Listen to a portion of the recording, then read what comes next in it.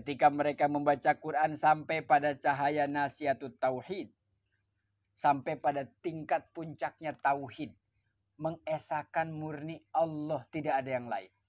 Afdalul kalam kalamullah. Kalau saya senang ngomong, ya ngomong apa sih yang diomongin? Saya senang ngobrol-ngobrol apa sih? Saya sering mendengarkan suara-suara apa sih? Tidak ada suara, ucapan, perkataan terbaik di dunia ini kecuali kalamullah. Maka ketika sudah membaca Quran, orang-orang seperti ini nih, yang sudah takarub kepada Allahnya luar biasa, dia akan merasakan kemurnian tauhid. Betapa tidak ada apa-apanya yang ada ini kecuali hanya Allah yang maha ada. Semua ayat Quran isinya apa? Tauhid. Ya karena hazanah keilmuan, disiplin ilmu memang dibagi-bagi. Ini ayat ini tentang muamalah, fikih misalnya. Ini tentang pernikahan, munakahat. Ini tentang akhlak. Kan suka ada di Google tuh kalau di ayat-ayat tentang fikih. Ayat tentang zakat keluar. Tapi di pandangan orang-orang sufi, mereka menganggap semua ayat Quran yang kalau dibaca, dipahami, semuanya berujung pada iman, pada tauhid. Artinya, apa maknanya Quran yang begitu besar, yang mengandung kandungan makna kemarin zahir dan batin, luas maknanya, mukjizat kalau di tangan orang yang tidak beriman? Apa bedanya ini Quran? Maka mereka bakar, mereka sobek. Ya dia pikir sama dengan majalah, apa bedanya? Tapi di tangan orang beriman, jangankan Qurannya, satu ayat diperdengarkan bisa merubah dunia. Bisa merubah semangat. Inna ma'al usri yusra fa inna ma'al usri. Kalau dibaca nih, kalau dibaca dipahami. Itu surat apa? Alam nashrah laka sadrak wa wada'na anka wizrak alladzi anqadha dhahrak. Sampai pada ayat fa inna ma'al usri yusra. Inna ma'al usri yusra.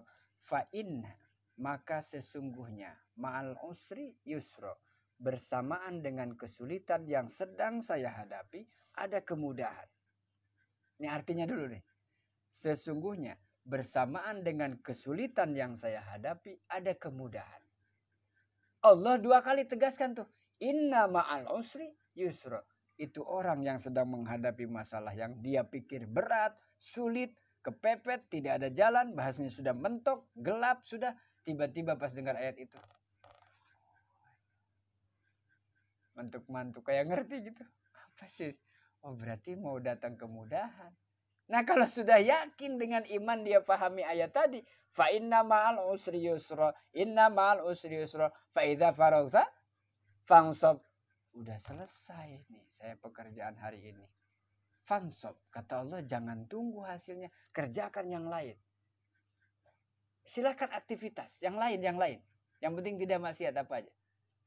Wa ila rabbika farghab. Tetap nanti kamu serahkan segala urusan kepada Allah. Tapi tadi sudah dikasih bocoran. Inna ma'al usri yusra. Sulit ini. Berat. Kacau ini. Tapi di balik kekacauan ada kelancaran. Di balik kesulitan ada kemudahan. Pertanyaannya, percaya enggak?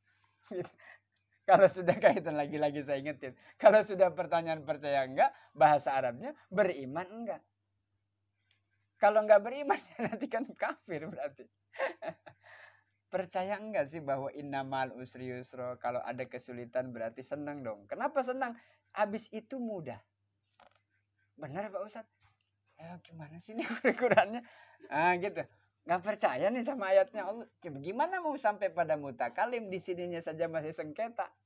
Antara percaya dan tidak, antara iya apa enggak, kok ragu. Gimana? Wa may yattaqillaha yaj'al lahu makhraja wa yarzuqhu min haitsu la yahtasib.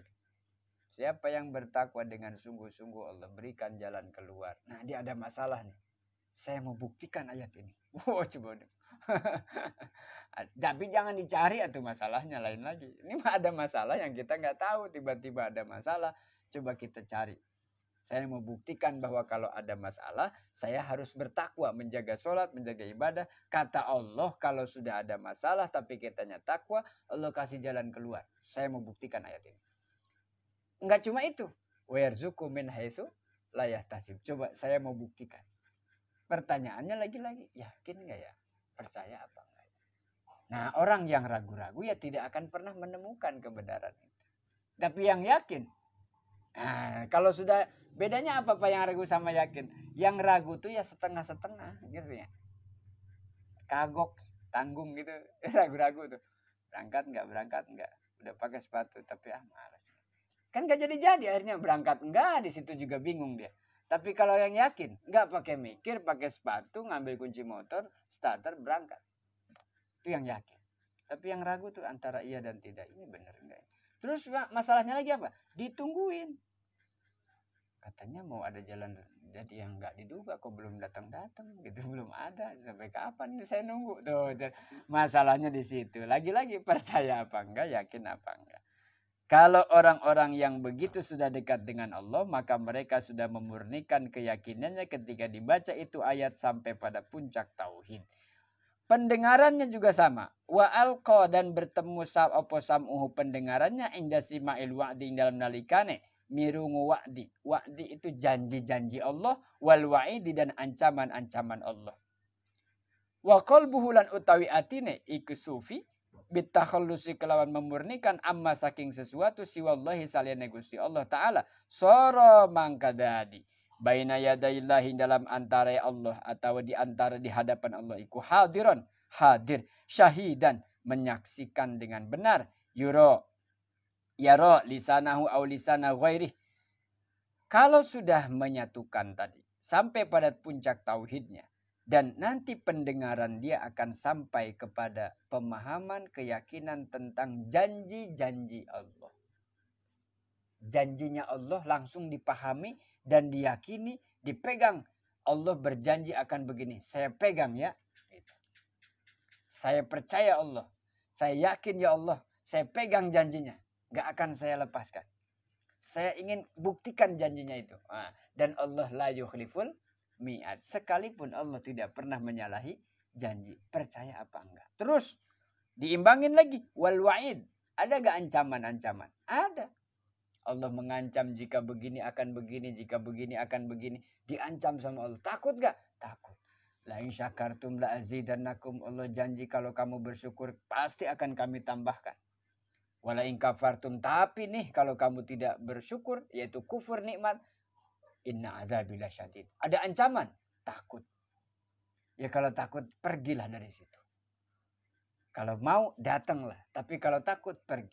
Nah sekarang ketika ada janji, ada ancaman, hatinya dimurnikan kepada Allah dan tidak pernah ada sesuatu selain Allah di dalam hatinya. Kalau sudah begitu, sora baina yadaillah hadiran syahidan. Kalau sudah pemahamannya sampai di situ, dia akan merasakan, menyaksikan, melihat kehadiran zatnya Allah ada dalam seluruh kehidupannya. Dia akan mengatakan la ilaha illallah, la mawjuda illallah, la maksuda illallah, la ma'buda illallah. Benar-benar yang dia saksikan adalah Allah melalui kebesarannya. Dari mana? Dari kalamnya. Kenapa? Saya baca ayatnya, saya pahami ayatnya, saya renungkan, ternyata semakin hari semakin yakin. Maka ngaji pada akhirnya adalah meningkatkan iman dan takwa. Kalau sudah soal pengetahuan, saya nggak yakin kalau Mas Juwarno hafal yang kemarin saya cerita. Ya nggak? Yang kemarin ceritanya apa tuh? Babnya apa? Lupa. 9 nasihat, wasiat dalam kitab Kifayatul Atqiya. 1. Lupa sudah ngeblank, sudah lupa. Makanya sudahlah biar cak eta mah keun naon. Nu penting mah apa tadi? Naik gak imannya setelah ngaji itu? Ada gak keyakinan?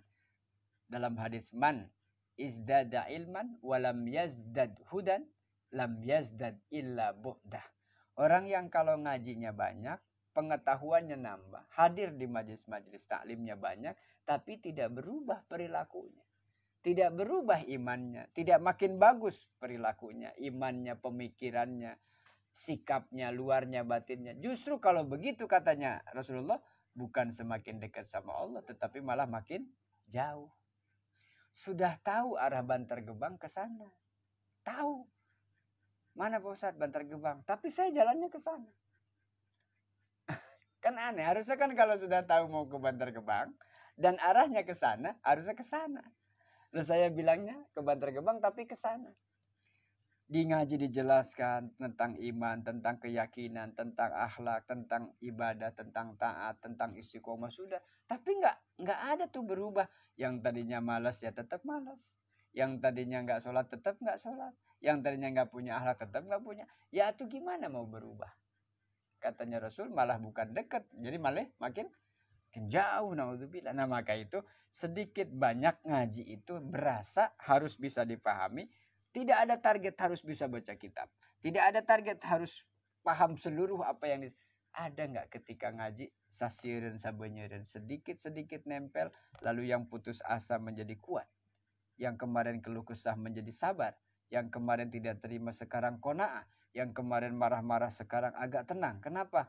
Allah itu kalau sudah janji tidak pernah menyalahi janjinya. Emang apa janjinya? Inna ma'al usri yusra. Kalau hari ini saya sedang diberi kesulitan, berarti sebentar lagi akan ada kemudahan. Yakin gak? Yakin. Saya jalankan takwa, saya ibadahnya dijaga, semua dijaga, yang maksiat-maksiat saya tinggalkan. Kenapa? Allah pasti akan berikan jalan keluar dari masalah yang sedang saya hadapi. Yakin gak? Yakin. Gak cuma itu. Saya yakin ada rezeki yang saya juga gak duga. Yakin? Yakin. Benar? Benar. Gak ragu? Enggak. Wah 100% saya mah percaya sama Allah. Nah, itu yang diuji sama Allah. Istiqomah. Keanggar gitu loh. Ulah angin-anginan begitu. Lisannya, telinganya, pikirannya, hatinya, semua fitilawah. Syahidan, dia merasakan, menyaksikan kehadiran Allah dalam kehidupannya. Bahkan menghindari atau menghilangkan segala sesuatu, dia berpaling daripada selain Allah Subhanahu wa ta'ala.